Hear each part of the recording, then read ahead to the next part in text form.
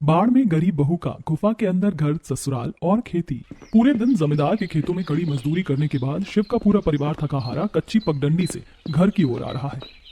अरे शांति बहन, आ गई खेतों से? तुमने गांव में चल रही हलचल के बारे में कुछ सुना या नहीं? नहीं कमला बहन, हम तो सुबह से खेतों में कटाई कर रहे थे, हमारे कानों तक तो कोई खबर नहीं पहुंची। क्या बात हो गई? तुम इतनी घबराई हुई क्यों दिख रही हो? अरे बहन, बड़ी आफत आने वाली है। पूरे गांव में चर्चा हो रही है कि पहाड़ी क्षेत्र में भारी बारिश के कारण नदी में बाढ़ आने वाली है। अगर नदी का पानी बढ़ा तो पूरा गांव डूब जाएगा। क्या कह रही हो कमला? अगर नदी में इतनी बाढ़ आ गई तो हमारे कच्चे घरों का क्या होगा? पानी का बहाव तो मिट्टी की दीवारों को पल भर में बहा ले जाएगा। वही तो समझाने आई हूँ शिव भाई। तुम्हारा घर तो बिल्कुल नीची जगह पर और कच्चा है। गांव के बाकी लोग तो तैयारी कर रहे हैं, तुम भी अपने बचाव का कोई इंतजाम कर लो। आपका बहुत बहुत धन्यवाद कमला चाची, जो आपने वक्त रहते हमें बता दिया। कमला चेतावनी देकर अपने घर की ओर चली जाती है। शिव का परिवार गहरी चिंता में डूब जाता है और सब मिलकर अपने कच्चे मकान की तरफ कदम बढ़ाते हैं। पिताजी, कमला चाची की बात सुनकर तो मेरे रोंगटे खड़े हो गए। अगर सच में नदी में तूफान आ गया तो क्या होगा हमारा? वे सभी बातें करते हुए अपने घर तक पहुंचते हैं। देखो तो सही अपने इस घर को। बाहर गांव में सबने पक्के मकान बनवा लिए हैं, जिनकी छतें कंक्रीट की हैं और जिनकी झोपड़ियां हैं वे भी अपने रिश्तेदारों के यहाँ भागे जा रहे हैं। माँ जी, हम दोनों बहनें तो अनाथ हैं। हमारे तो माता पिता भी इस दुनिया में नहीं है। अगर हमारा कोई अपना घर या मायका होता तो हम आप सभी को खुशी खुशी वहाँ ले चलती। हाँ माँ जी, दीदी बिल्कुल सही कह रही हैं। हमारे पास तो सिर छिपाने के लिए मायके का कोई सहारा भी नहीं है जहाँ हम आपको ले जा सकते। अरे मेरी प्यारी बहू, तुम अपने मन को छोटा मत करो। कसूर तुम्हारा नहीं है। हमारे खुद के भी कोई ऐसे रिश्तेदार नहीं है जिनके घर जाकर हम पनाह ले सकें। पिताजी, माँ तो कितने सालों से कह रही थी कि हमें भी किसी तरह थोड़ा बहुत पैसा जोड़कर अपना घर पक्का बनवा लेना चाहिए। अगर हम पक्का घर बनवा लेते तो आज ये डर ना होता। मेरी नंदिनी तो सब जानती ही है। पिछले साल जब मेरी तबीयत ज्यादा खराब हो गई थी तो मेरे इलाज के लिए हमें बड़ा कर्जा लेना पड़ा था। उसी कर्जे को चुकाने में सब चला गया और ऊपर से साहूकार का कर्जा उतारने के लिए हमें अपने हिस्से का छोटा सा खेत भी गिरवी रखना पड़ गया था। इसी वजह से हम घर पक्का कराने के बारे में सोच भी नहीं सके। हम दिन रात दूसरों के खेतों में पसीना बहाकर मजदूरी करते हैं, लेकिन हमें हमारी मेहनत का पूरा फल कभी नहीं मिलता। मेहनत हमारी होती है और कमाई दूसरों की। आप लोग बीते दिनों की बातें सोचकर इतने परेशान मत होइए। जब भगवान इंसान को मुसीबत देता है तो उससे बाहर निकलने का कोई ना कोई रास्ता भी वही दिखाता है। दीदी सही कह रही हैं। आप सब बहुत थक गए हैं। हाथ मुंह धोकर बैठिए, मैं और दीदी मिलकर झटपट चूल्हा जलाकर खाना बना देती हैं। आशा और उषा रसोई की तरफ चली जाती है। रसोई में रखे माटी के चूल्हे में सूखी लकड़ियां डालकर वो आग जलाती हैं और हांडी में दाल और चावल चढ़ा देती हैं। कुछ ही देर में वे गर्मा गर्म खाना बनाकर सभी को परोस देती हैं। खाना खाकर नंदिनी, वाह भाभी, खाना तो आपने बहुत ही स्वादिष्ट बनाया है। बहुओं, तुम दोनों भी हमारे साथ ही बैठ जाओ और खाना खा लो। पूरा परिवार एक साथ बैठकर खाना खाता है। खाने के बाद बर्तन समेटकर वे सभी कच्चे कमरों में अपनी पुरानी चटाइयां बिछाकर सो जाते हैं। अगले दिन दोपहर के समय आशा अपनी सास से, माँ जी, रसोई में चूल्हा जलाने के लिए लकड़ियां पूरी तरह खत्म हो गई हैं। आज तो जंगल जाकर सूखी लकड़ियां चुनकर लानी ही पड़ेंगी। ठीक है बहू, आज खेतों का काम हम लोग संभाल लेंगे। तुम दोनों जंगल से लकड़ियां ले आओ। सास ससुर और दोनों बेटे काम के लिए निकल जाते हैं। आशा और उषा हाथों में रस्सियां लेकर घने जंगल की ओर निकल पड़ती हैं। जंगल में चारों तरफ ऊंचे ऊंचे पेड़ हैं। दोनों बहनें जमीन पर गिरी सूखी टहनियां और लकड़ियां चुन चुनकर उनका गड्ढा बनाने लगती हैं। उषा, यहाँ तो आसपास सूखी लकड़ियां बहुत कम मिल रही हैं। लगता है हमें जंगल के थोड़ा और अंदर जाना पड़ेगा, तभी पर्याप्त लकड़ियां मिल पाएंगी। ठीक है दीदी, थोड़ा अंदर चलते हैं। दोनों लकड़ियां बीनने के लिए जंगल के थोड़ा और अंदर जाती हैं। तभी एक पेड़ को देखकर उषा, दीदी जरा देखो तो सही, सामने उस बड़े पेड़ पर कितने रसीले और काले काले जामुन लगे हुए हैं। दोनों बहनें पेड़ के पास जाकर नीचे गिरे हुए और नीची डालियों से जामुन तोड़ तोड़ कर खाने लगती हैं। सभी थोड़ी दूर पर झाड़ियों में जोर से खड़खड़ाहट होती है और एक बड़ा काला भालू बाहर निकलता है। दीदी जरा पीछे मुड़कर देखो, वो काला भालू हमारी ही तरफ देख रहा है और गुर्रा रहा है। हे भगवान, ये तो सचमुच भालू है। उषा, जल्दी से अपना लकड़ियों का गट्ठा उठा और सिर पर रख, यहाँ से तुरंत भागना पड़ेगा। दोनों बहनें डर के मारे कांपने लगती हैं। वे तेजी से लकड़ियों के भारी गट्ठे अपने सिर पर टिकाती हैं और उल्टे पांव बदहवास होकर भागने लगती हैं। भालू उनके पीछे दौड़ने लगता है। भागते भागते दोनों बहनें हांफती हुई एक गुफा के अंदर घुस जाती हैं और लकड़ियों के गट्ठों को दरवाजे की तरह आगे करके कोने में दुबक जाती है। भालू गुफा के बाहर थोड़ी देर गुर्राता है और फिर चला जाता है। भगवान का लाख लाख शुक्र है कि वो भालू बाहर से ही वापस लौट गया। हमारी जान बच गई उषा। हाँ दीदी, लेकिन ये कौन सी जगह है? यहाँ तो अंदर बहुत गहरा अंधेरा है और हवा भी बहुत ठंडी आ रही है। ये तो पहाड़ों के बीच बनी कोई पुरानी गुफा लगती है। यहाँ चारों तरफ पत्थर ही पत्थर है और बहुत सन्नाटा है। तभी गुफा की ऊपर वाली चट्टान से एक बड़ा काला सांप फुफकारता हुआ नीचे सरकता है और जमीन पर रेंगने लगता है। हे भगवान दीदी देखो, वो कितना बड़ा सांप रेंग रहा है। हम तो भालू से बचकर यहाँ आए थे, अब ये सांप हमें डस लेगा। अरे उषा, तूने ही तो कहा था कि जंगल के अंदर चलो। लगता है आज तू मुझे मरवा कर ही दम लेगी। अब क्या करें? नहीं दीदी, ऐसा मत कहिए। हमारे बड़े बुजुर्ग कहते हैं कि जब कोई रास्ता ना दिखे तो हनुमान जी को याद करने से हर मुसीबत टल जाती है। दोनों बहनें अपनी आंखें बंद कर लेती हैं और हाथ जोड़ती हैं और कांपती हुई आवाज में हनुमान चालीसा का पाठ करने लगती हैं। जय हनुमान ज्ञान गुण सागर, जय कपीसती हूँ लोक उजागर। थोड़ी देर बाद सांप पुकारता हुआ गुफा के दूसरे कोने से बाहर निकल जाता है। चलो जान बची, सांप चला गया। उषा, अब एक पल भी यहाँ मत रुक, जल्दी से लकड़ियों का गट्ठा उठा और बाहर निकल। दोनों बहनें तेजी से गुफा से बाहर निकलती हैं और भागते हुए अपने घर की ओर चल देती हैं। तभी हल्की हल्की बारिश शुरू हो चुकी है। जब वे अपने घर पहुंचती हैं तब शांति चिंता करते हुए, तुम दोनों इतनी देर से कहाँ थी? देखो बाहर बारिश शुरू हो गई है, हम सबको तुम्हारी चिंता हो रही थी और तुम दोनों कांप क्यों रही हो? माँ जी मत पूछिए आज हमारे साथ क्या क्या हुआ। आज तो हम दोनों मौत के मुंह से बचकर वापस आई हैं। ऐसा कहकर दोनों बहनें अपने परिवार वालों को सारी बातें बताती हैं। भालू पीछे पड़ गया था? हे भगवान, तुम दोनों ठीक तो हो ना? कहीं चोट तो नहीं आई? हम बिल्कुल ठीक है माँ जी, हनुमान जी की कृपा से हमारी जान बच गई। तभी सरपंच रामलाल हाथ में छाता लेकर शांति के घर में आकर, शिव भाई कैसे हो? आपको एक खबर देने आया हूँ। सरकार की तरफ से रेडियो पर बाढ़ का सख्त अलर्ट जारी हुआ है। नदी का जलस्तर खतरे के निशान से ऊपर चला गया है। सरपंच जी, तो क्या सच में बाढ़ का पानी हमारे गांव में घुसने वाला है? हाँ आकाश, स्थिति बहुत गंभीर हो गई है। तुम लोग तुरंत ये कच्चा घर छोड़ दो और किसी सुरक्षित ऊंचे स्थान पर चले जाओ। लेकिन सरपंच जी, हम अपना घर छोड़ के कहाँ चले जाएं? हमारे पास ना तो कोई पक्का मकान है और ना ही कोई अमीर रिश्तेदार। अरे भाई, जिंदा रहोगे तो घर मकान फिर बन जाएंगे। अगर जान ही नहीं रहेगी तो इस माटी के घर का क्या करोगे? गांव के बाकी लोग भी अपने पक्के मकानों की छतों पर या किसी रिश्तेदार के घर पर जा रहे हैं। सरपंच चेतावनी देकर चला जाता है। भैया, अब हम क्या करेंगे? बाहर तो मूसलाधार बारिश हो रही है और सरपंच जी कह रहे हैं कि गांव खाली कर दो। आप सब शांत हो जाइए, अभी हम खाना खाकर आराम कर लेते हैं। कल सुबह उजाला होते ही हम कोई ना कोई रास्ता निकाल लेंगे। बहू सही कह रही है, इस अंधेरी रात में बारिश के बीच कहाँ भटकेगी।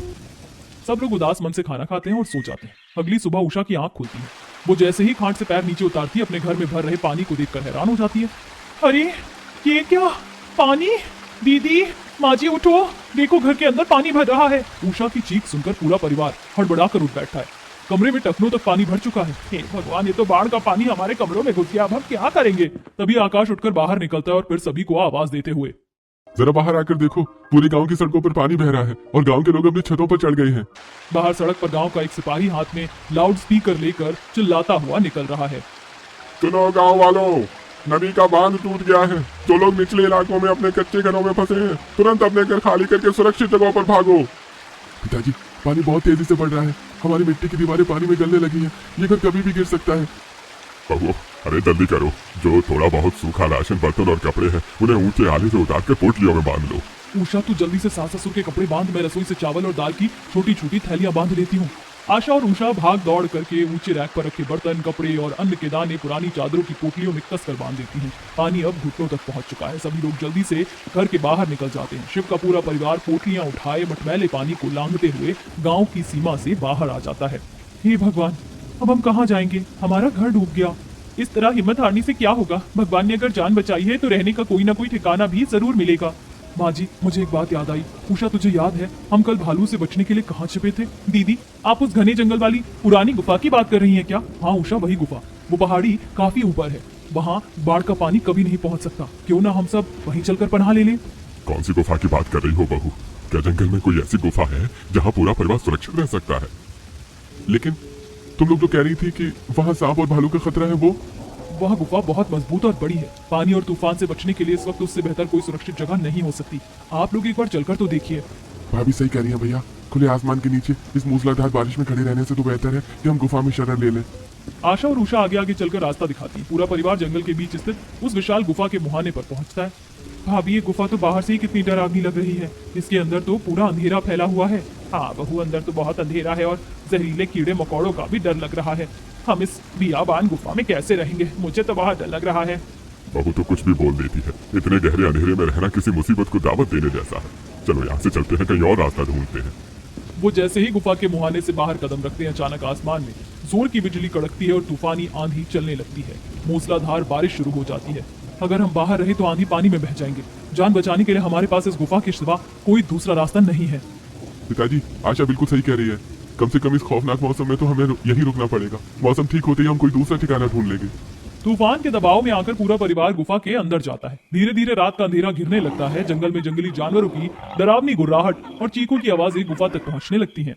हे राम, ये बहू हमें कहाँ ले आई। मुझे तो लगता है कि आज रात हम सब जंगली जानवरों का निवाला बन जाएंगे। सुनो जी, मुझे बहुत घबराहट हो रही है। माँ आप घबराइए मत, मैं और विकास अभी गुफा के आसपास से लकड़ियाँ और झाड़ियाँ इकट्ठा करके लाते हैं। हम गुफा के मुहाने पर आग जला देंगे। अकेले मत जाइए, मैं और उषा भी आपके साथ चलती हैं। चारों मिलकर जल्दी से बहुत सारी लकड़ियां बटोर लाते हैं। चारों मिलकर गुफा के आसपास के पेड़ों के नीचे से लकड़ियां, छाले और टहनियां इकट्ठा करते हैं और गुफा के अंदर ले जाते हैं। आकाश अपने पास रखे चकमक पत्थर से चिंगारी निकालकर आग लगा देता है। चलिए आग जल गई, अब इस रोशनी और आग से जंगली जानवर गुफा के पास भटकने की हिम्मत नहीं करेंगे। भगवान का शुक्र है आग जलने से गुफा में थोड़ी गर्मी और रोशनी तो आई, वरना मेरा तो डर के मारे दम ही निकल जाता। आशा अपनी पोटली में से चटाई निकालकर जमीन पर बिछाती है। सब लोग थक कर उस पर बैठ जाते हैं। भाभी, पेट में बहुत जोरों से चूहे कूद रहे हैं। क्या खाने के लिए कुछ बचा है या आज भूखे ही सोना पड़ेगा? तू चिंता मत कर नंदिनी, घर से निकलते वक्त डिब्बे में रखे मुरमुरे की थैलियां साथ उठा लाई थी। उषा मुरमुरे निकालकर सभी लोगों को देती है। सभी मुरमुरे खाते हैं और चटाई पर ही सो जाते हैं। अगली सुबह गुफा के अंदर सब लोग सोकर उठते हैं। ससुर शिव गुफा की छत की ओर देखकर सोचते हुए, अब आगे क्या होगा पता नहीं, ये बाढ़ का पानी कब तक उतरेगा। गांव पूरी तरह से डूब चुका है और सरकारी मदद पहुंचने में भी दिन लग सकते हैं। वही तो मैं भी सोच रही हूँ जी, हम कब तक इस बियाबान गुफा में पड़े रहेंगे। यहाँ ना पीने को साफ पानी है और ना ही पकाने का कोई साधन। माँ जी, आप जरा गौर से देखिए, उस तरफ गुफा की ऊपर वाली चट्टान थोड़ी टूटी हुई है, वहाँ से धूप अंदर आ रही है। हाँ दीदी, इस सुराख से तो दिन भर गुफा के अंदर भरपूर रोशनी रहेगी और ठंडी हवा भी आती रहेगी। वही तो माँ जी, जब हमारे पास रहने के लिए अपना कोई घर नहीं बचा तो इससे अच्छी और मजबूत छत भला हमारे लिए क्या हो सकती है। रात को लकड़ियां जला लेंगे और दिन में ये धूप रहेगी। अरे बहू, सिर्फ सिर पर पत्थर की छत होने से जिंदगी नहीं चलती। खाना पकाने के लिए पानी चाहिए, बर्तन चाहिए और गृहस्थी का सामान चाहिए। वो सब इस जंगल में कहाँ से आएगा? माँ जी, आप मेरे साथ चलकर तो देखिए, कुदरत ने इस जंगल में हमारे लिए सब कुछ दे रखा है। आशा के साथ परिवार के सभी लोग बाहर निकलते हैं और गुफा के आसपास घूमने लगते हैं। तभी उन्हें झरना दिखाई देता है। माँ जी देखिए तो सही, कितना मीठा और निर्मल पानी बह रहा है उस झरने से। यहाँ तो पीने के पानी की कोई कमी ही नहीं होगी। वाह भाई वाह, ये तो सचमुच कुदरत की मेहरबानी है। इस झरने का पानी तो एकदम आईने की तरह साफ है। और देखिए पिताजी, यहाँ झरने के आसपास किसी पिकनिक मनाने आए लोगों के छोड़े हुए खाली प्लास्टिक के डिब्बे, मटके और बाल्टियां पड़ी हुई हैं। भैया, ये तो हमारे बहुत काम आ सकते हैं। हम इन डिब्बे को साफ करके इनमें झरने का पानी पीने का भरकर गुफा के अंदर रख सकते हैं। सब मिलकर खाली डिब्बों और मटकों को झरने के साफ पानी से धोते हैं और उनमें पानी भरकर गुफा की तरफ लाते हैं। उषा, जरा रुक, झरने के किनारे से चिकनी माटी और गोल गोल पत्थर भी उठा लेते हैं। इनसे हम गुफा के अंदर अपना चूल्हा बनाएंगे। हाँ दीदी, ये माटी बहुत अच्छी है, मैं माटी ले लेती हूँ और आप पत्थर उठा लीजिए। पूरा परिवार सामान लेकर गुफा के अंदर लौटता है। अब सब मिलकर गुफा को एक सुंदर घर में बदलने के काम में जुट जाते हैं। बहू, मैं थोड़ी चिकनी माटी ले लेती हूँ, दीवारों के बीच की दरारों को इस माटी से लीप देती हूँ ताकि गुफा अंदर से सुंदर और साफ दिखने लगे। हाँ माँ जी, आप लिपाई कीजिए, तब तक मैं और उषा पत्थरों को जोड़कर रसोई के लिए एक बढ़िया माटी का चूल्हा तैयार कर लेते हैं।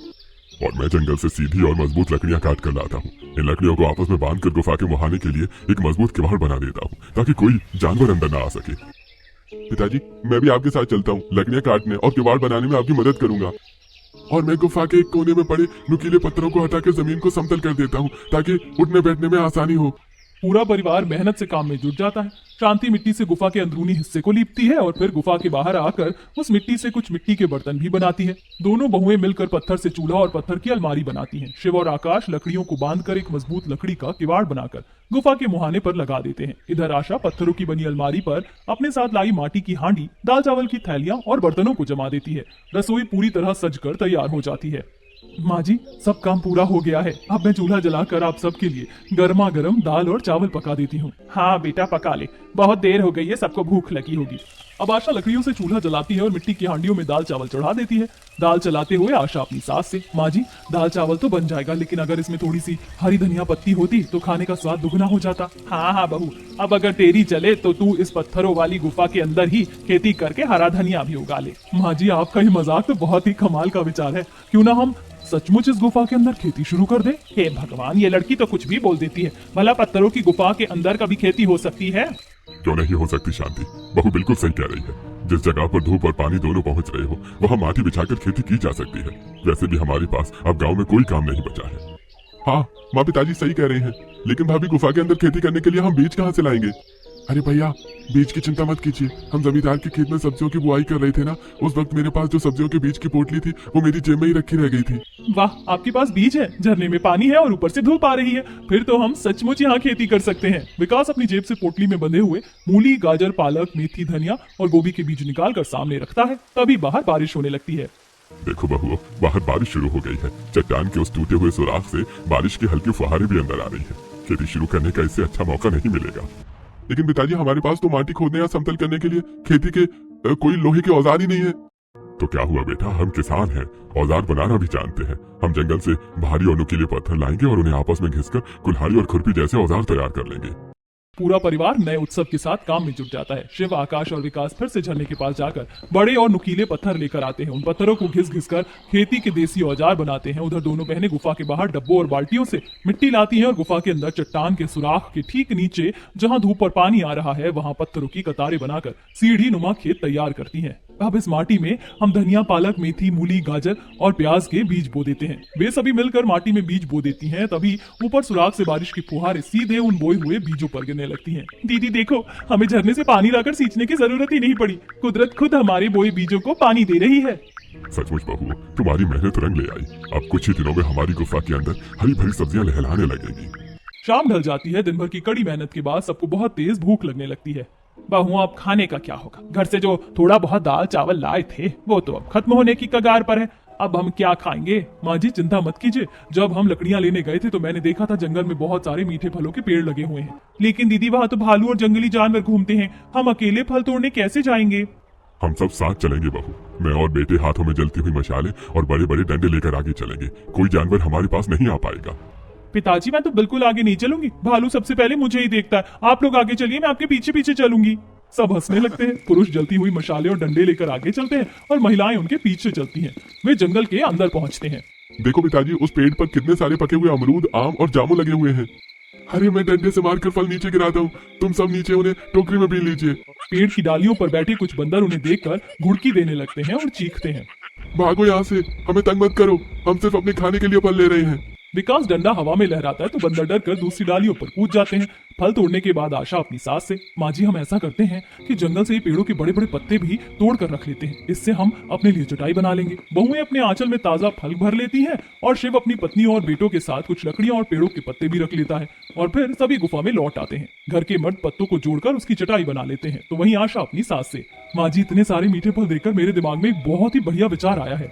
अब फिर क्या विचार आया तेरा बहू? जरा हमें भी तो बता। क्यों ना मैं इन सब फलों को काटकर माटी की हांडी में थोड़ा सा पानी और शक्कर मिलाकर एक बढ़िया स्वादिष्ट फलों का हलवा बनाऊं। अरे वाह बहू, ये तो बहुत ही अनोखा तरीका है। आशा चूल्हा जलाती है। मिट्टी की हांडी को चूल्हे पर चढ़ाकर उसमें कटे हुए ताजे फल, थोड़ा सा झरने का पानी और शक्कर डालकर धीरे धीरे चलाती है। कुछ ही देर में फलों के हलवे से सौंधी सौंधी खुशबू आने लगती है। आशा फलों का हलवा बनाकर सभी को परोस देती है, नंदनी हलवा खाते हुए। वाह भाभी, फल का ऐसा हलवा तो हमने आज तक कभी नहीं खाया। सब लोग खुशी खुशी फलों का हलवा खाते हैं और पत्तों की चटाइयों पर सो जाते हैं। ऐसे ही दिन बीतने लगते हैं। पूरा परिवार रोज सीढ़ी नुमा खेतों की देखभाल करता है, झरने में नहाता है और माटी के बर्तनों में खाना पकाता है। ऐसे ही कुछ हफ्ते बीत जाते हैं। अब गुफा के अंदर का नजारा पूरी तरह बदल चुका है। सीढ़ी नुमा खेतों में हर तरफ ताजी हरी भरी सब्जियां लहलहा रही हैं। गोभी, मखमली पालक, मेथी, लंबी लंबी मूली, गाजर और लाल टमाटर गुफा की सुंदरता में चार चांद लगा रहे हैं।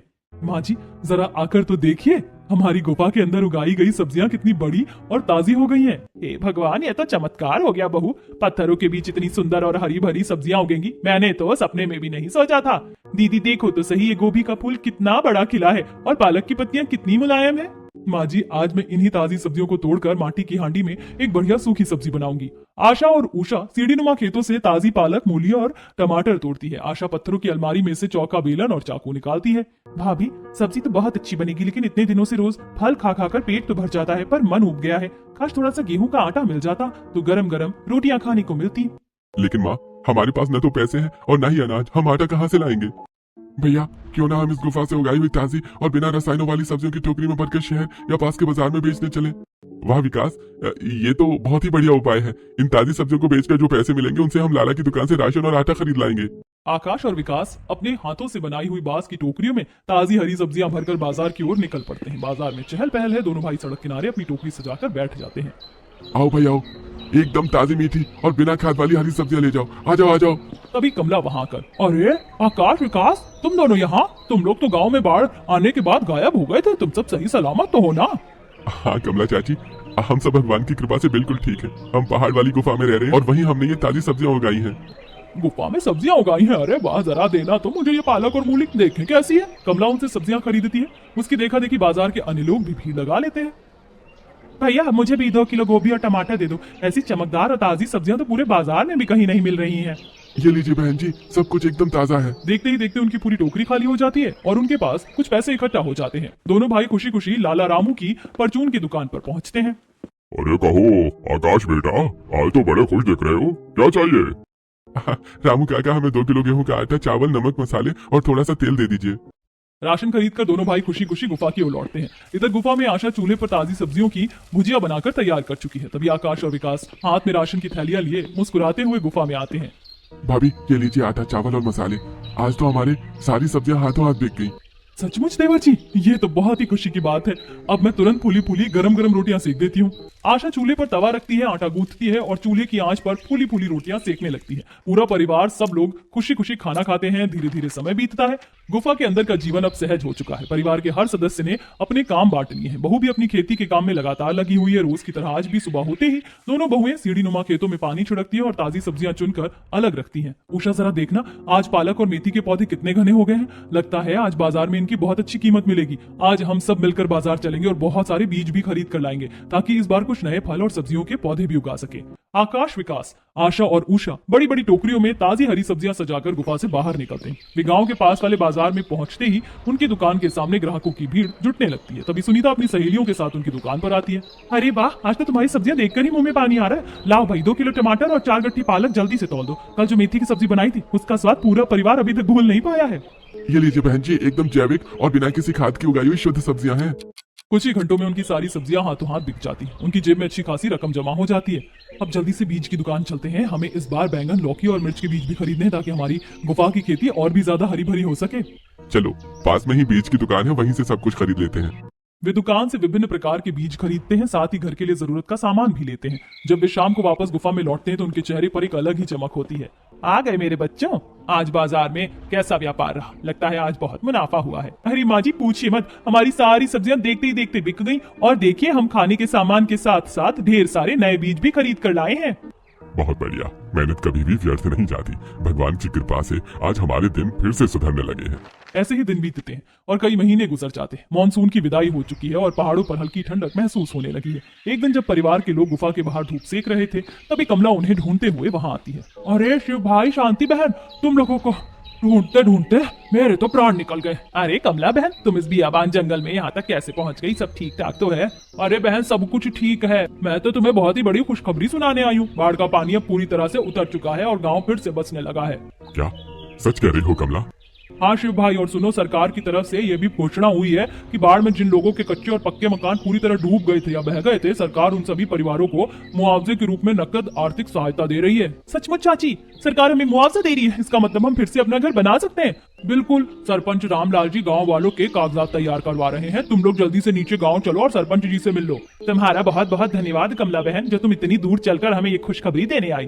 दोनों बहुएं कमला को अपनी गुफा घुमाती हैं और सब्जियों की खेती भी दिखाती हैं। थोड़ी देर बाद कमला चली जाती है। अगली सुबह सूरज की पहली किरण के साथ ही शिव, आकाश, विकास और दोनों बहुएं सीधे गांव के पंचायत भवन पहुंचती हैं। वहां सरपंच रामलाल मेज पर रजिस्टर लेकर बैठे हैं। अरे शिव भाई, अरे आओ आओ, मुझे तुम्हारी ही तलाश थी। सुनो, सरकार की तरफ से बाढ़ पीड़ितों के लिए जो राहत पैकेज आया है उसमें तुम्हारे घर के नुकसान का मुआवजा भी मंजूर हो गया है। अरे सरपंच जी, हम तो भगवान का शुक्र अदा करते हैं कि उसने हमारी जान बचा ली। सरकार की तरफ से कितनी सहायता राशि मिली है? ये लो सरकारी आदेश पत्र। सरकार की तरफ से तुम्हारे नाम पूरे 2 लाख रुपए का मुआवजा स्वीकृत हुआ है। तुम अपना ये चेक बैंक से भुना लेना। 2 लाख रुपए? ये तो बहुत बड़ी रकम है सरपंच जी। इससे तो हम अपना पूरा फिर से घर खड़ा कर लेंगे। हाँ बेटा, जाओ और जल्दी से अपना कागजात बैंक में जमा करवा दो। सरकार हर संभव मदद कर रही है। सरपंच उन्हें सरकारी कागजात और चेक सौंप देता है। वे सभी खुशी खुशी बैंक जाते हैं और प्रक्रिया पूरी करके नकद राशि अपने हाथ में ले लेते हैं। भैया, इन 2 लाख रुपयों से हम अपना घर बना लेंगे और सब्जियां बेचकर कमाई के पैसों से हम अपनी खेती छुड़ा लेंगे। वे सबसे पहले साहूकार के पास जाते हैं, उसका पूरा बकाया कर्ज चुकाकर अपना उपजाऊ खेत पूरी तरह से मुक्त करवा लेते हैं। इसके बाद वे बचे हुए पैसों से ईंट, सीमेंट, रेत और लोहे के सरिया का बंदोबस्त करते हैं। राजमिस्त्री और मजदूर बुलाकर वे अपनी उस पुरानी जमीन पर एक सुंदर और मजबूत पक्का मकान बनवाने का काम शुरू करते हैं। कुछ ही दिनों में उनका मकान बनकर तैयार हो जाता है। पूरा परिवार अपनी गुफा का सारा सामान समेटकर अपने घर आ जाता है। हे भगवान, तेरी असीम कृपा से आज हमें सर छिपाने के लिए ये पक्का आशियाना मिल गया है। जिस गुफा ने हमें मौत के मुंह से बचाया था उसे हम कभी नहीं भूलेंगे। हाँ माँ जी, वो गुफा हमारे लिए किसी मंदिर से कम नहीं थी, लेकिन अब इस नए घर में हमारी नई जिंदगी की शुरुआत होगी। दीदी चलो जल्दी से रसोई में चलते हैं और नए चूल्हे पर